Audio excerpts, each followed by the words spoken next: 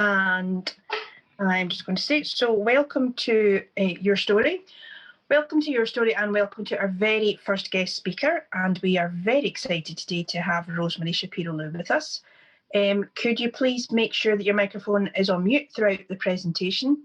This will be an hour-long workshop and there'll be 15 minutes for Q&A at the end.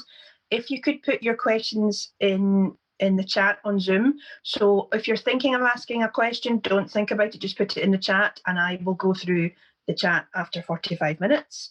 And if you're asking a question and we need more feedback from you and more conversation, I will ask you to unmute yourself.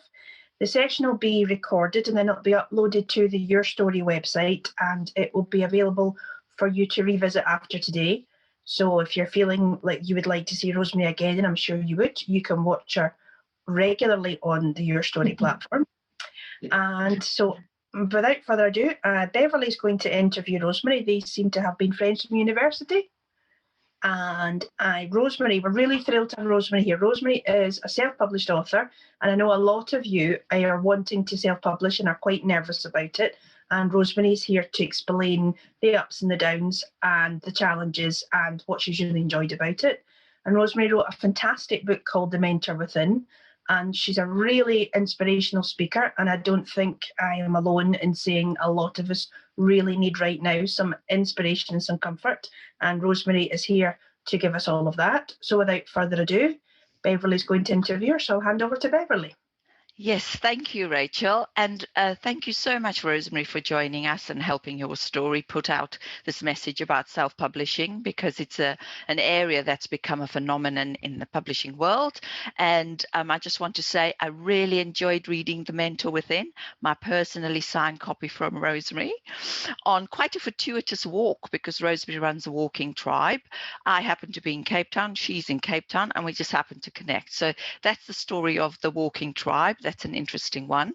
As Rachel said, Rosemary and I were at university together, so we've had a long history, and it's so lovely to connect over something as interesting as this. So, Rosemary, can you tell us a little bit about yourself or where you're from? Yeah, I'm from South Africa. I was born in Cape Town. I am, in fact, you will see my sister has just turned up from Cape Town as well, who's also a writer. I grew up in a very far left-wing family with a great amount of engagement in the anti-apartheid movement. And it was a time when white people were enormously privileged in the country. And our family, maybe for many years, lived inside of that privilege and then started fighting massively against it. So I come from an environment of social justice, and that's where I cut my teeth, becoming a social worker in the ganglands of Cape Town. And I must admit, all those stories are reflected in your book. And what I really loved about it was the fact that you made these stories come alive and you learned the lessons from the key people in your life. And not only from your past, but your present with your family and other people you admire in your life. And that really came through in the book, and how they grasped the mentor within, and really fantastic. So I'd urge everyone to read that. So let's get on to self-publishing. Why did you choose to self-publish, Rosemary? You know, there's a step before that, and that is to do with the fact that there was an enormous need for me to get my message out in a way that was bigger than it was just to the people that I was coaching and facilitating. And there was a particular amount of material that I wanted to put out that I often felt I was repeating again and again with my clientele. And I would go through the same processes again and again as a coach or a facilitator. And I felt that it was useful if people could take themselves through those first stages by themselves. Now, if I'd published with a publisher, I wouldn't have had quite as much control as what goes into the book. Publishing myself, I could make all those editing decisions. I could have somebody support me in the editing role. I could have somebody support me in the self-publishing role, but I could, in the end, have the agency over my message.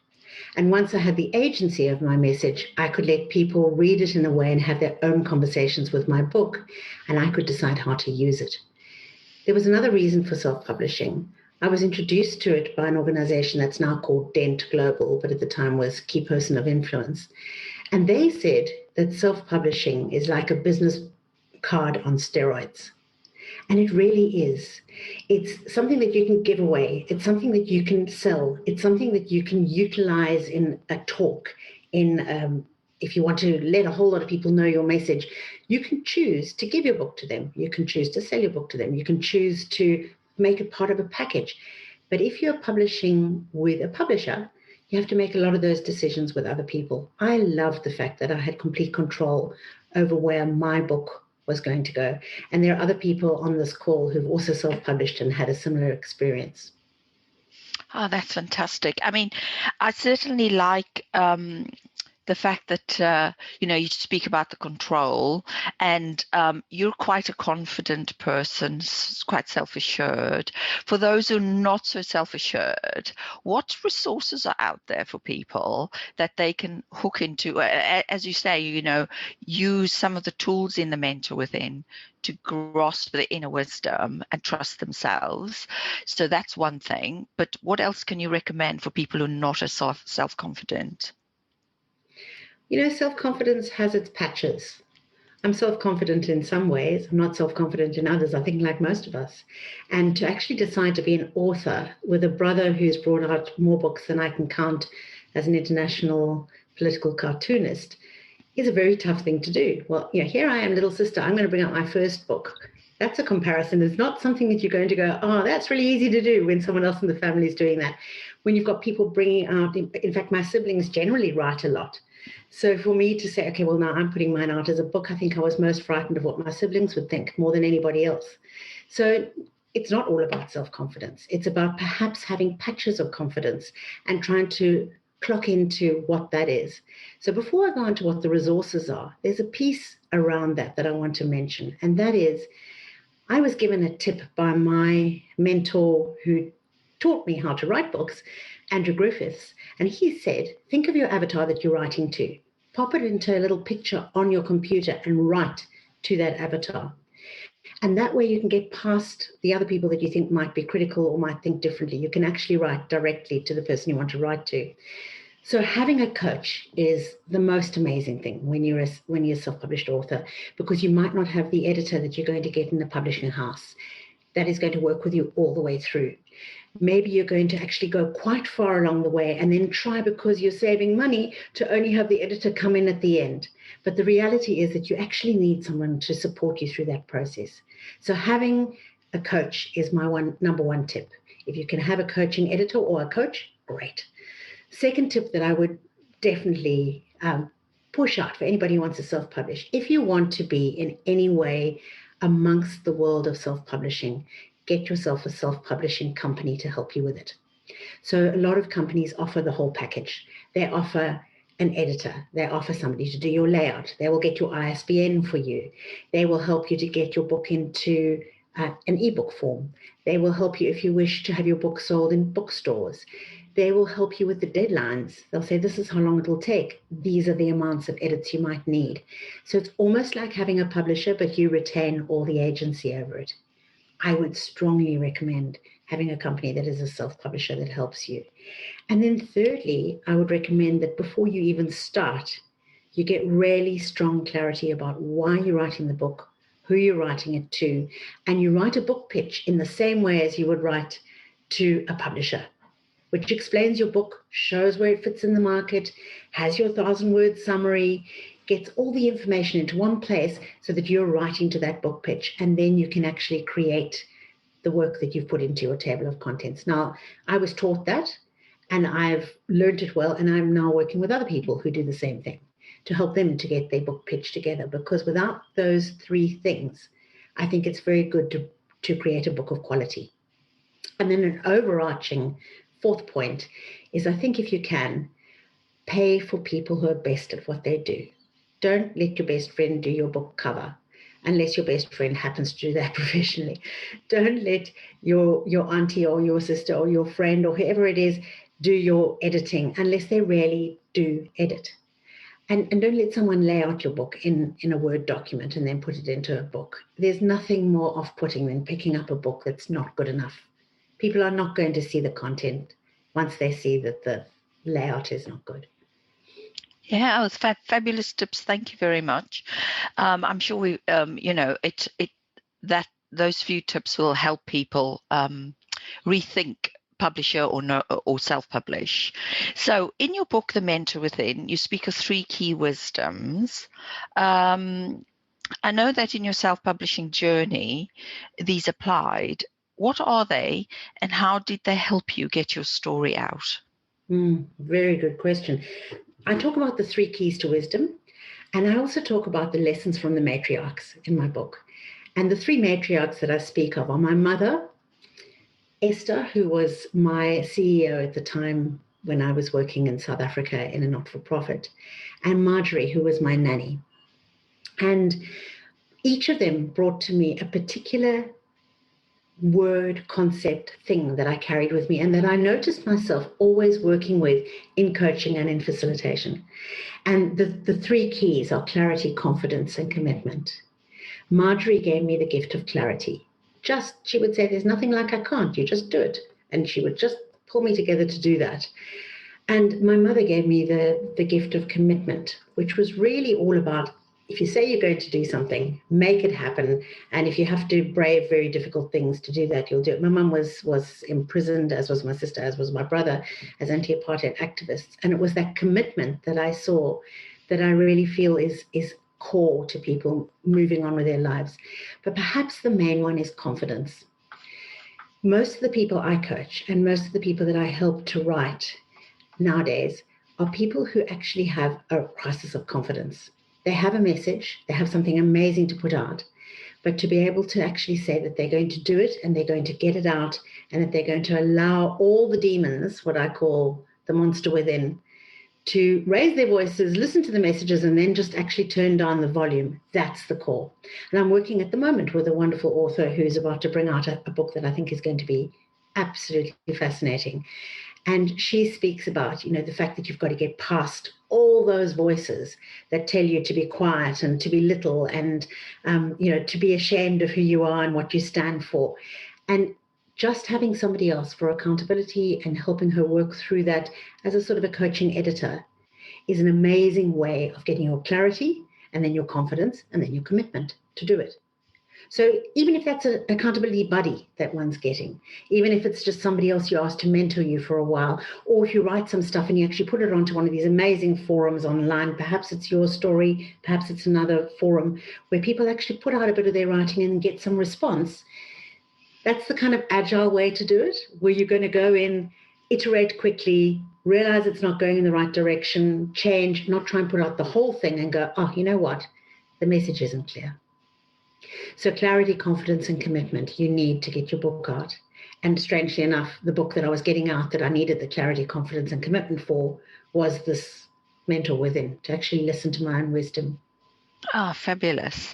I mean, one of the stories I was reading while I was preparing for this from your book was your mom saying, you'll know what to do. I love that. And that lovely story about you thinking about the World War II bombings and what would you do and how would you do that? And just simply relying on the fact and learning that skill, really, just to know that you know what to do. As you say, turning down that volume of the monster, to be able to hear that, just what you in your own creativity and uniqueness can just bring to the table. And that's really was so powerful. I love that. Thank you. You talk about helping people edit and book coach. What are some of the trials and tribulations people come to you with that they need you to help them solve? When you help them? Yeah, I only do that sometimes. If it fits into my coaching work and somebody is wanting to write a book, then I can be their coaching editor. But otherwise, they might want something else. But if I am working with people who are trying to get their message out, I think that the core thing that I've heard from my colleagues, and some of my colleagues are online listening to what I'm saying now, and they'll remember, is that we actually often need to help each other to get past the main issue, which is, do we know what we're trying to say to whom? Do we know why we're putting that book out? And frequently that is... Got a bit of an echo. Yes, I'm just realizing. Does that help? That's better. Yeah. Frequently, it's exactly that process of sticking with where you want to go in life, what your goals are, where you want to be. And I wouldn't mind if we just pause for half a second now and we say to anybody who's listening to this, think about the main reason that you turned up to spend this hour with us. What would make it worthwhile to you? So why have people come to this? What are they really listening for? And work out what you want to get when you leave. And those who are online can actually put that in the chat. And if they've got questions or comments they want to make, that's useful. And for anybody else who's listening afterwards, just write down what it is that you really want to achieve by coming to spend an hour of your time listening to something like this. That core thing is what we as support people, as coaches and facilitators need to do, is to help people to actually work out what they really want. And frequently it's clearing away the mess to work out what they really want, because they're hearing other people's voices and the naysayers, but actually they would need to get to the point of going, I want this because, and I'm going to make it happen, and this is going to be the result. So all of us need to do that. And I'm always suggesting to people that they have a management meeting with themselves once a week to check if they're on track.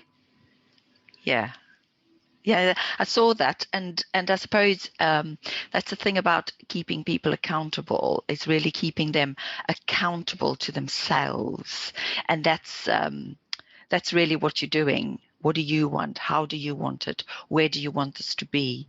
So that's really quite good. And Ben, I'm going to just pause for a second. There's a picture in the book which is this, which actually my brother illustrated, Shapiro, and that is a picture of the monster within. That's all the bits that go on in our heads, and it is like that, isn't it? We have all these different threads and we don't know exactly how to stream them out and make them work. And just think from the perspective of the person who's going to read the book, which is in a later edit. I mean, the main thing is you get all your stuff down and then you edit later and make sure that you're reaching the needs of the people that are reading the book. But you've got to unravel all those knots in your head. And as editing coach, you can help people just cut through that. Yeah, I think good editors do that anyway. Good editors would do that. And I mean, and also in your book, there's so many little practical exercises to help you turn down that volume so that the truth can surface, the truth of the person's message, or even just in life, isn't it? How can you forge this path of congruence and authenticity by turning that monster, the volume of the monster, down? So that's really interesting. So in your view, what are the benefits of self-publishing that you'd like people to know about? I think that the capacity to have a whole bunch of books in your garage that you can do with what you wish is really, really good. So what I mentioned earlier about having agency is really essential, but also the fact that you've got the capacity to do it the way that you want and to have the cover that you want. A publisher will frequently suggest to you the cover that they're going to put on to the book. And there is also a monetary side to it. So it costs a lot to self-publish, and you're unlikely to make money from the book itself.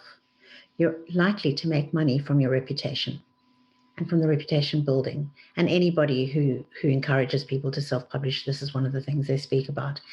So if one person reads the book and goes, you know what, I need this kind of thinking in my life, or I need this service that somebody's written about, or I need this kind of story to be repeated in my life, they can come back to you and go, thank you, that was really useful, I want more.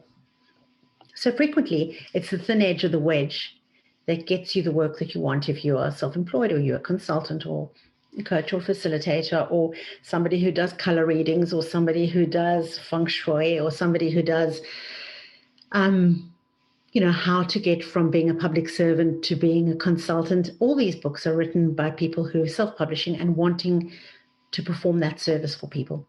And so it gives people two things. They either go, I love it, I really want this, and I'm going to use this person, or they go, that is so not for me, which is fantastic, because then you don't have to deal with it. Because some people are going to go, yeah, I just don't, that's all for the fairies, or I don't agree, or it's politically on the other side of the spectrum, I'm not going to, and then disappear. So you don't have to deal with that. For the $30 or $29.95 that they're going to buy your book for, they've had the time to learn what they want and to reject what they don't want. And some of them won't need to ever use your services, and some will. Also, it's helped me in situations, and this is something that I heard again and again when I did the Dent Global work, where I was a student there. Again and again, I would hear the story of two people who wanted the same piece of work as two consultants, and the one had a business card to hand over. Here's my business card. The other one had a book to hand over. Here's my book. Which one's going to get the job? And so it's a wonderful door opener, and it's also a wonderful deal closer. So to be able to present somebody with a book when you are finishing telling them about what it is that you're going to offer them, first of all, they feel that they've got a lovely gift. And secondly, they can actually do a double check on whether that's where they want to go. Of course, you can do that if you're published as well. But it is something that self-published authors do a lot of, really putting it out there with their kind of work in the business world. And I suppose if you're self-publishing as well, you can bring the focus that you want. It's not competing with anything else on your table. It becomes a focus and you drive that and can use it, as you say, in any way that you like. And I suppose the other thing, talking about handing out cards, business cards, it's just a two-dimensional platform. You know, you look on one side of the card, it says your name and address and phone number, and you look on the other side, it might give some benefits and features of your product or service that you're selling. However, with a book, you get that deeper insight into the person, and then there's so much more for conversation and engagement with a book. So yeah.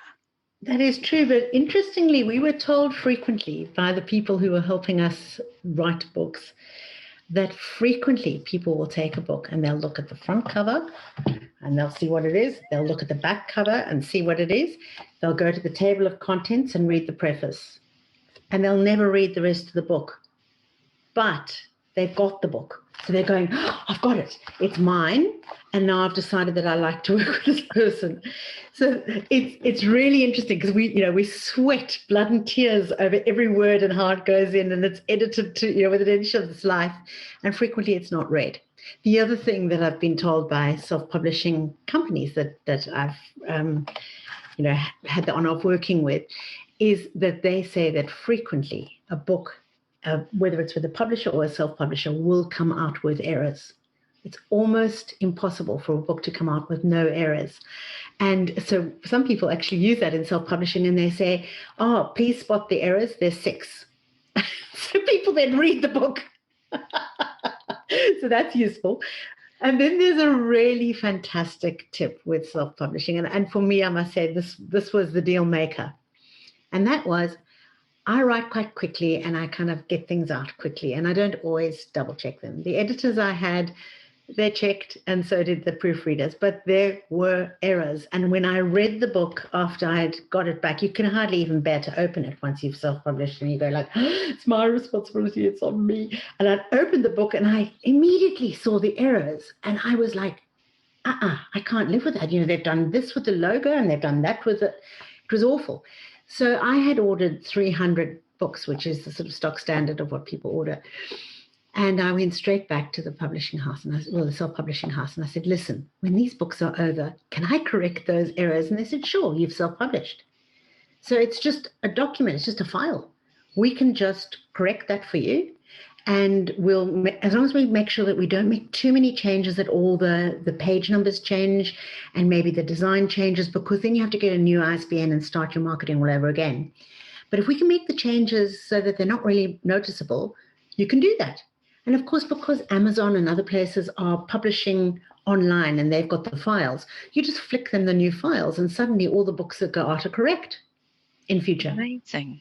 So I've done that twice already, and I've done some quite severe edits, but enough to keep the pages the same. I'll count the words and make sure that those mistakes don't go through. And that's a great benefit. You wouldn't get that if you're publishing in a publishing house, I don't think. I mean, I'm not sure, but I don't think you'd get that.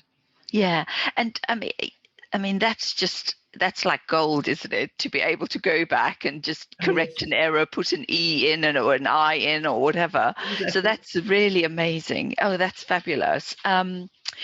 So did you have any misgivings about self-publishing? Yeah. I thought before I heard about so many other people self-publishing, I thought, well, it's not a real book. That was my thought. It's not a real book. And I think that's a regular thing that people think, oh, well, if it's been self-published, it's not a real book. But something about having the self-publishing house working with me made me feel it's a real book. And Joanne Fedler, who's a wonderful author, who's actually just between yesterday and today launching her 13th book, I think, called Unbecoming. She said, you've got to be able to stand with a book and go like this, it's mine.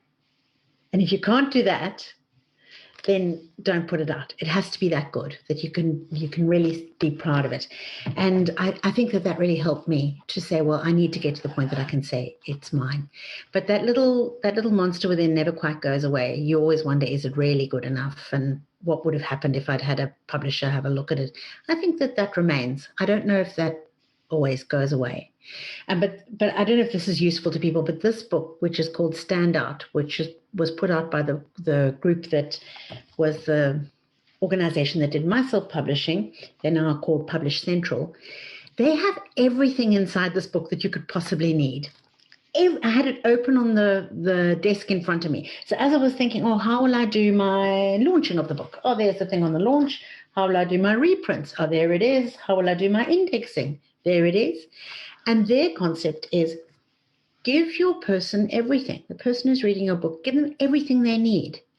And if they want to work with somebody that is generous and gives everything they need, they'll use you for your services. And I had such an example of it in this book, Stand Out, because it gave me everything already. So I could go off and do it on my own. But I thought, no, they know I'm going to actually use them because they really know what they're doing and they really are fantastic at what they do.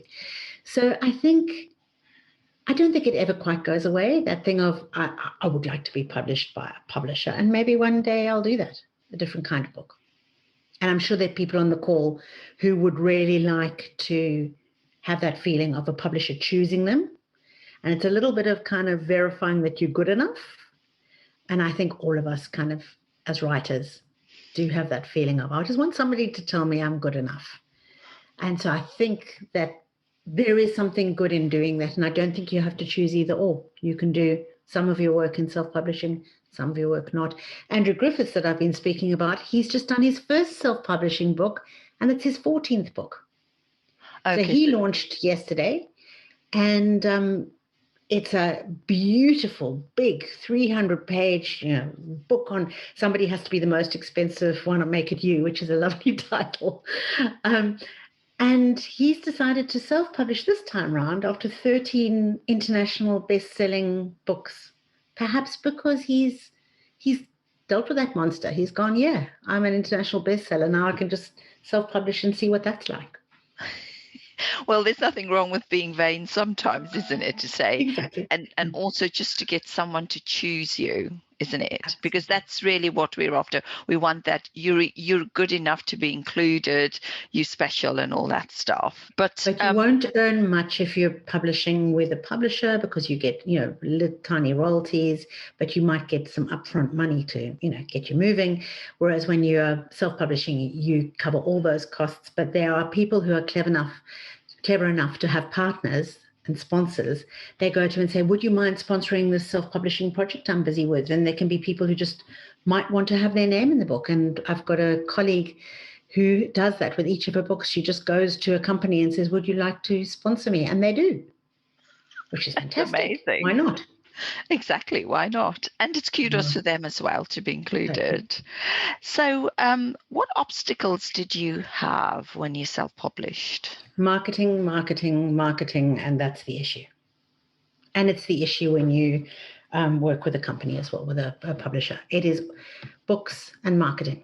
That is the issue. So I've been working for somebody else as well, a great book called Think, Plan, Live. I've been working as the amplifier for that book as well, and trying to get that book out, known for how excellent it is. And everybody who uses it loves it. But the challenge for us with that book and with my book and with all my colleagues' books is how do you get it into the right hands?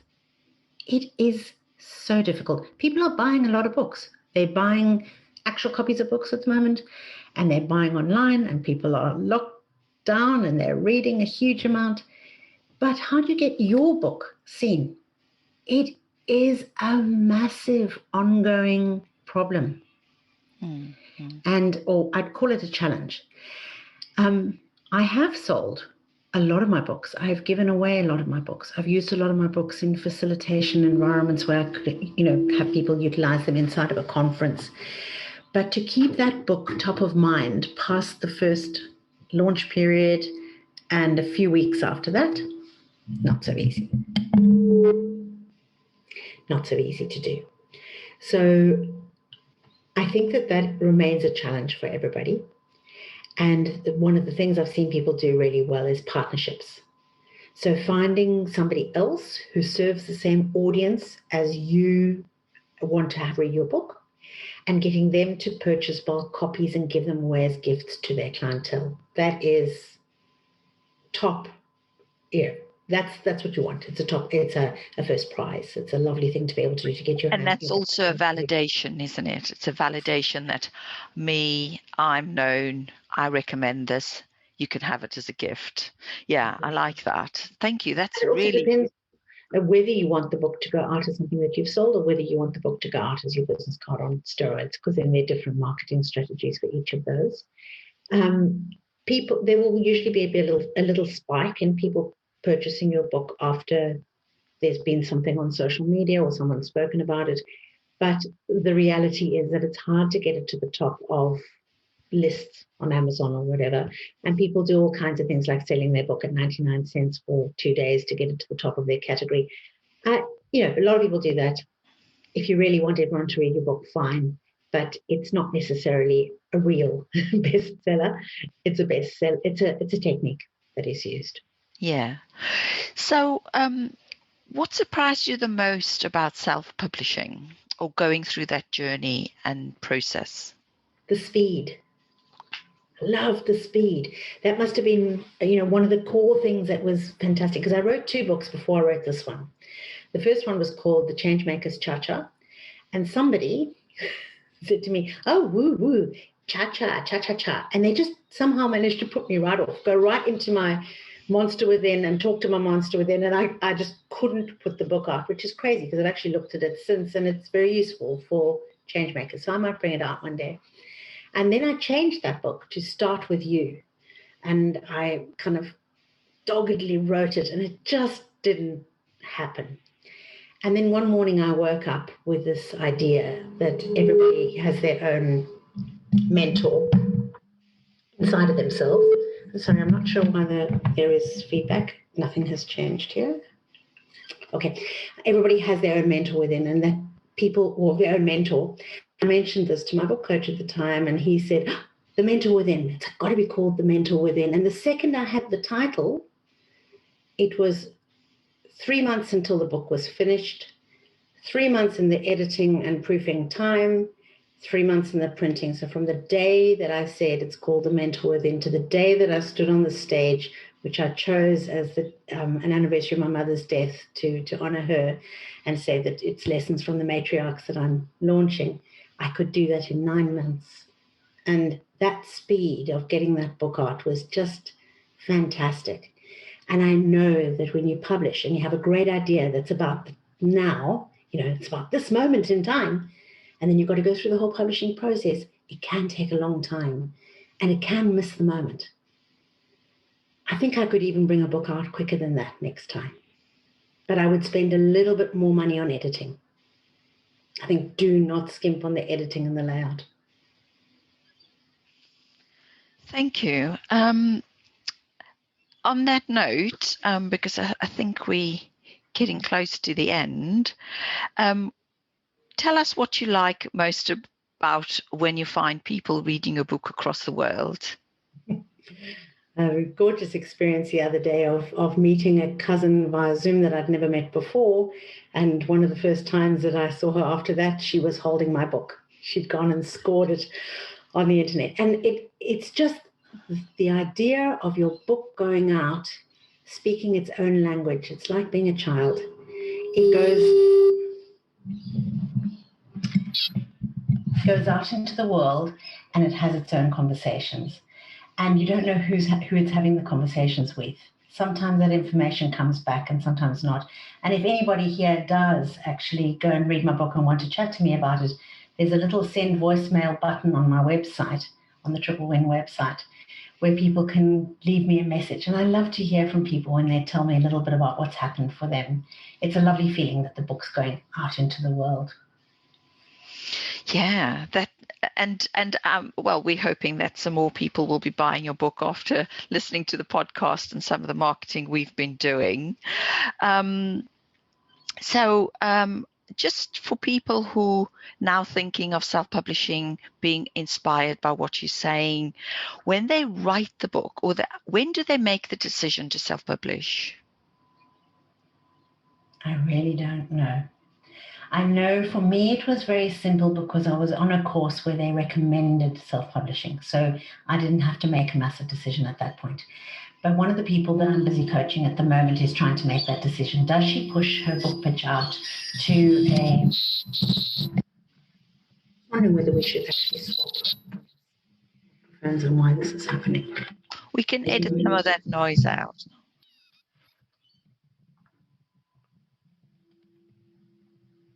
Very strange because it's come from nothing.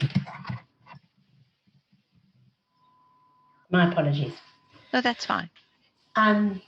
One of the people that I'm helping at the moment with her book is trying to decide, does she put the pitch to a publisher? And one of the reasons that she's unsure she should do it is because it's very current, the piece that she's writing about, and it could take a year until it comes out, or maybe longer. Whereas if she does the self-publishing, she might be able to get it out really quickly. So depends, I suppose, on the publisher and what they can offer her. And as you say, content as well, Absolutely. If it's current, you want people to be reading it now. No.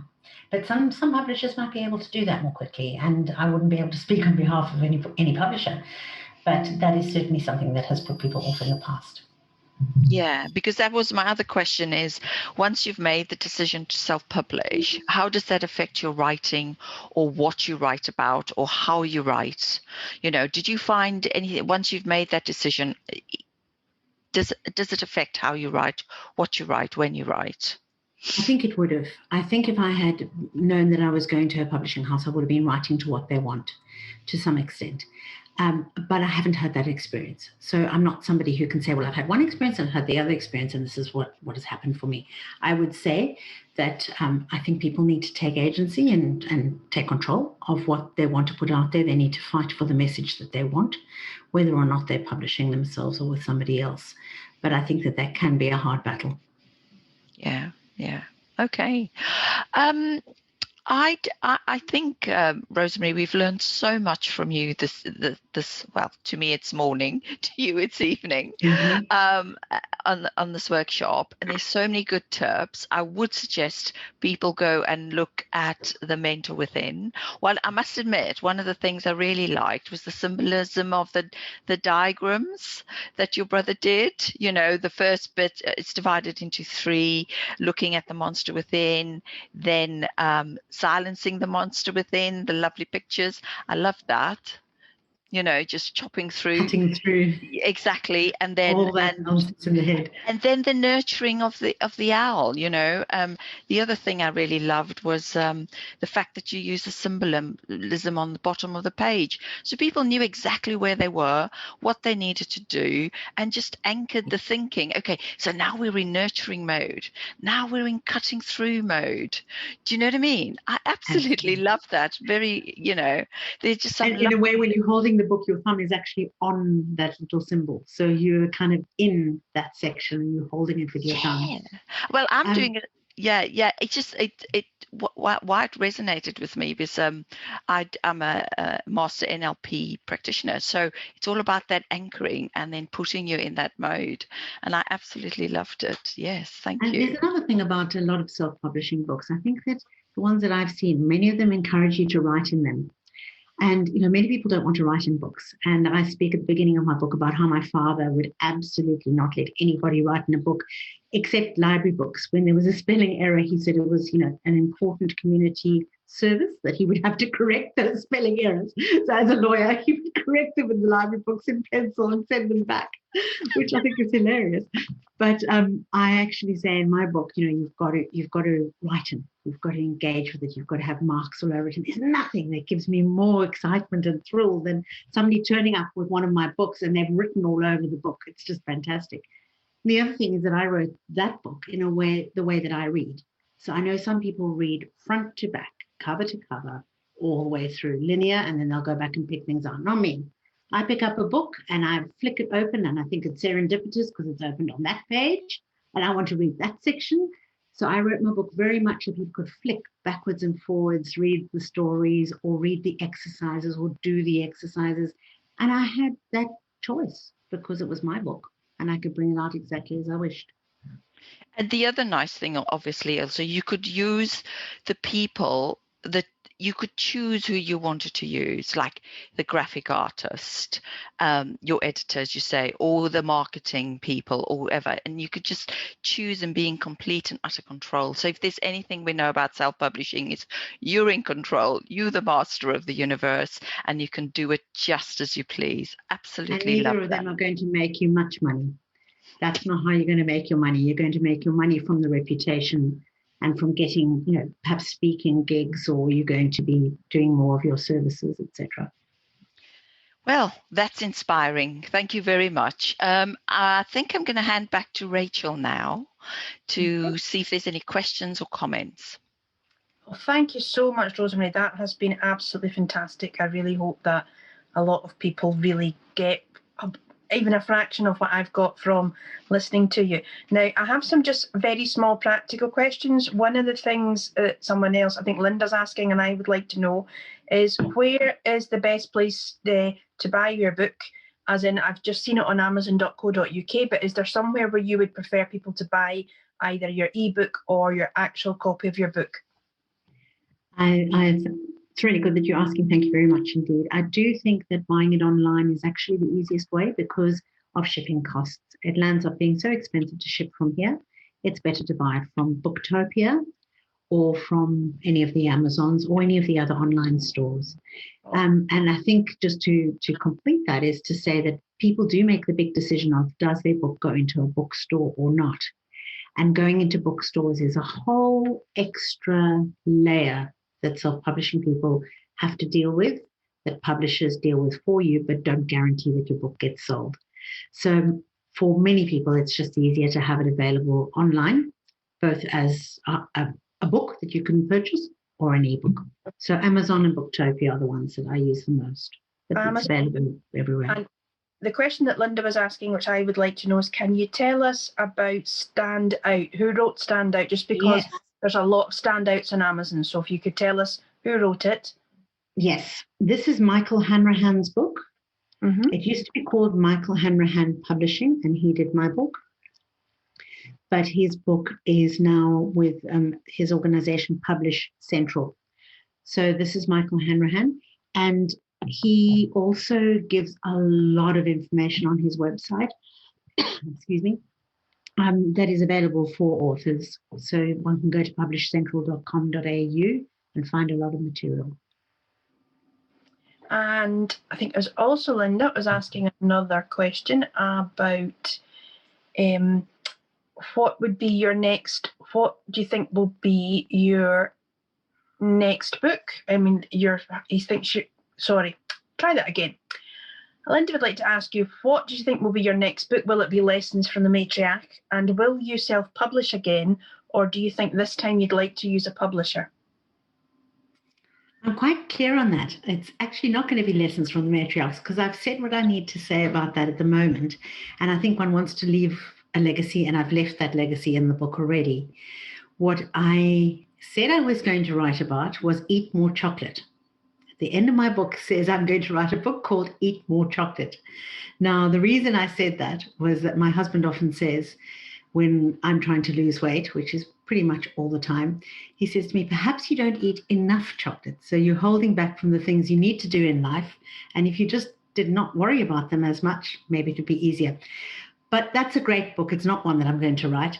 I'm busy writing 2 books at the moment. Which one is going to make it to fruition, I don't know. The first is I'm writing a book on facilitation, which is either going to be called the Changemakers Cha-Cha or the Facilitators Cha-Cha, or it's going to be called the Facilitators Emergency Toolkit. And it's writing about the facilitation work that I do and getting what I call accidental facilitators to have the core material that they need. I run workshops on that, and there are a few people online who've been in those workshops. So thank you for being here as well. And then the other book that I want to bring out is Triple Win. Understand your Triple Win Guide, understanding why my business is called Triple Win, what I believe works in terms of wins for you, those around you in the world. And I think self-publishing is in fact a triple win. But I think that I'm going to be bringing out both of those books as self-publishing books. If I write something that has more depth about maybe my stories or something that is a little bit more far-reaching and not so niched, I think I would consider perhaps a publisher. Or if I just want to kind of, people who need to have a PhD, like that kind of thing. Maybe I need to at some point look at that, but it's not on my agenda right now. Thank you very much. Now, one of the things I would like to ask about is you talked with Beverly about how people need to have a management meeting with themselves. Can you please explain, one, why you think people need to have a management meeting with themselves, and what is the simplest way to have a management meeting with yourself? Seeing some thumbs up from people there. Management meeting with yourself is magical. And it goes alongside, if you're inside of an organization, having a one-to-one with the person that is your boss or the person you report to for 10 minutes a week, every week. It's those 2 things go together. Being able to stop once a week and put everything into that agenda and have time to be your own best manager and be your own best mentor is literally magical. So I have a time that I put aside each week, and my little note to myself is sort stickies. So I have a whole lot of things that I want to do, maybe on Trello or real little stickies, and this is an agile concept, is that you prioritize your stickies. You move your little tasks that you have up and decide what's most important. But more importantly than that, it's a time to have a look at your holistic life assessment, which I speak about in the book. So deciding on what's been the most successful thing that's happened in 6 or 8 categories in your life for the last year. So it might be wealth, it might be health, it might be community building, it might be spirituality, it might be your work and earning. But that's in the book. I've got suggestions there. And you look back over the last year and you work out what was the best for you. Then you look forward over the next year and you say, what do I best want to have happen? And then you set your goals. And from those goals, you distill them down, you clarify, verify, simplify those goals, and then you start amplifying what you're doing on each one. Now, if you've got your 6 or 8 goals and you can sit down each week and assess them and then do your little stickies to work out what your priorities are, it's the most amazing sense of accomplishment, of knowing where you are in the world. Maybe we don't have school to tell us what to do, or university to tell, or jobs that tell us what to do. Many people actually are running their own lives, whether you're in a job or not. This is the one magical thing that I see people really progressing in their lives by doing. So I write about it in the book, I write about it in my blog, and I've seen it work so well. And it's kind of subtle. People don't realize how well they're doing until they've been having that regular meeting. So there is that need of people kind of trundle along, and if you actually get them to stop every week, they can go, actually, I'm doing really well on this. Actually, it's almost like you're asking them to step back from themselves, which is very hard to do. Do you have a tip for how people can step back for themselves? How would we do that? Because so often we're like, well, I've got 6, 8 goals. Well, I'm not a multimillionaire. I've not lost 20 kilos. And the love of my life hasn't appeared. Oh, it's a disaster. I'm a failure. How do you get people to get out of that kind of monster within talk? I think that there are a few processes, but one of the processes is to learn the discipline of just noticing and not judging. Mm-hmm. And just noticing and writing it down is, in fact, a discipline that can be shown. I was listening to stats yesterday about people who set a goal and then set a goal that is a SMART goal, and then set a SMART goal that actually they tell somebody about, and then set a SMART goal that they tell somebody about, and they ask somebody to help them keep accountable, and how it goes from a 40% chance of working to a 60% to an 80 to a 95%. And so one can add those pieces. So in the book, I speak about three things. I speak about the mentor within, talking to yourself in your management meeting. I speak about having an accountability buddy, and that can be a paid professional, or it can be your mate or a friend that just checks in on the things you've decided to do that week. And I speak about having networking groups or community groups that hold you to account. And so if you've got what I call the 1, 2, 3 of engagement, which is self, one-on-one, and groups, you actually can't go wrong. Now, that accountability thing I find is very interesting. What do you recommend people do? Because I've heard a lot of people recommend an accountability buddy, and every single time I've tried to get one, it's fallen apart. Probably except until I met Beverly. What would you say would be a thing if you were going, yes, I want an accountability buddy, but it never works for me? It always works if you do it. You just have to do it. Yeah. So it really works if you do it. I've got people who are on this call who've done accountability stuff with me. Mm-hmm. And just before you said, it didn't work until I met Beverly, I was going to offer and say, right, we both set a goal for the next month and you and I will achieve it and we could try it out. It really is that process of just promising that you will meet at exactly the same time every week. If you can't meet in person, you meet by telephone. If you can't meet by telephone, you meet by email, but it never goes by. And the question is simply, did you do what you said you were going to do last week? Why not? And what's your plan? Mm-hmm. And the next week, and it just gets so sickening to have to say it twice or 3 times, you get it right. Accountability buddies really work. Well, I think what I'm wondering is what I'm doing is I'm asking the wrong people. And I wonder if it's that in that when you get an accountability buddy, you need to have someone that needs to be accountable like you do. They're not doing you a favor. You're doing it together. And I think that's maybe one of the issues, is that people will go looking for accountability buddies who don't want to be accountable. I've just written a blog about 2 hours ago, a little tiny blog post about Triple Win, and about everything in Triple Win being that you, those around you in the world, are all needing to both benefit and contribute. Mm-hmm. And if anyone is only benefiting or contributing, if you're only contributing, it's altruism, and that runs out and turns to resentment. If you're only benefiting, it turns to powerlessness. So if you are both benefiting and contributing by saying, what are your 3 goals? What are your 3 goals? And often not on the same thing. So I have found that a lot of accountability buddies work really well when they're not both trying to lose weight. Okay. And they're not both trying to get fit. But the one is trying to write a chapter of a book each 2 weeks, and the other one is trying to go out and meet 3 new people every 2 weeks. And so they've got no judgment of their own. It's not their goal, it's the other one's goal. That really works. So the idea would be finding an accountability buddy that doesn't need to be accountable for the things that you need to be accountable for. Yeah. That makes sense. Otherwise they pull each other down and they go, oh, I know what it's like. I also had a lot of chocolate last night. Too much. Whereas if they're not interested, if that's not something that they're interested in, you'd be like, well, why did you have too much chocolate? Because you're not bringing up any issues for them. They can do what you're saying. They can have a non-judgment, slightly distant space.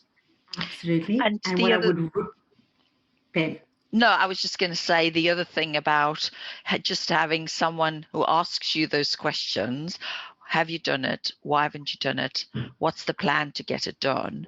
And just hearing yourself respond to that will be jogging you into the plan that helps you, move it forward for yourself. So it's just having that space really, and holding the space for yourself as well as for the other person is what keeps it moving. And I suppose, you spoke about celebrating. One of the things you do with self-publishing is celebrating the moment.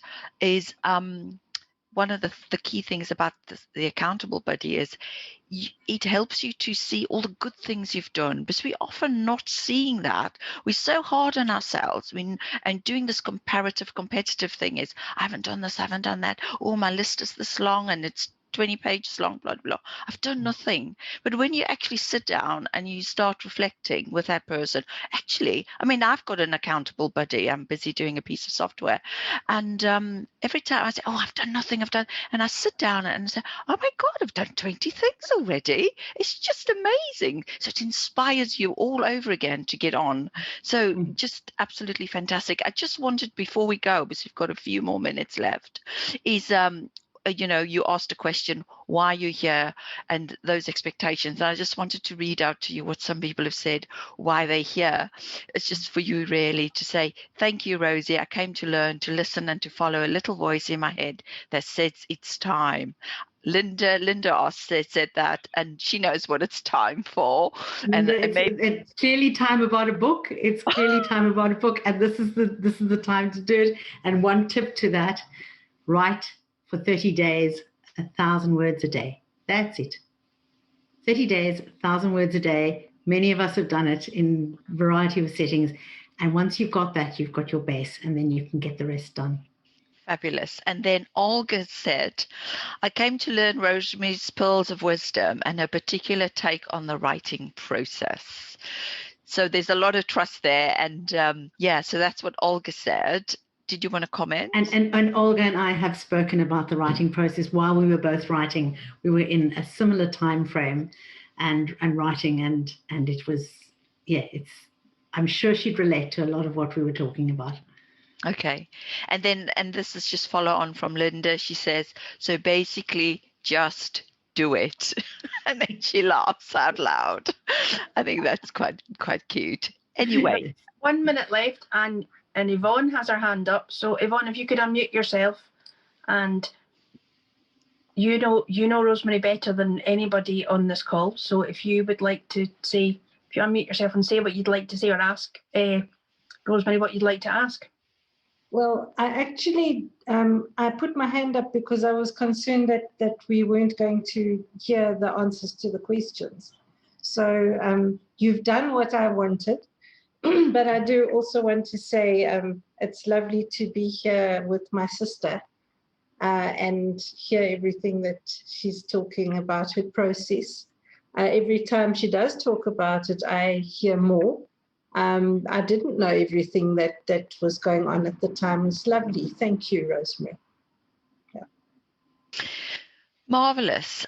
So on that note, I think we can conclude and say it's been so informative. Oh, I see there's another message.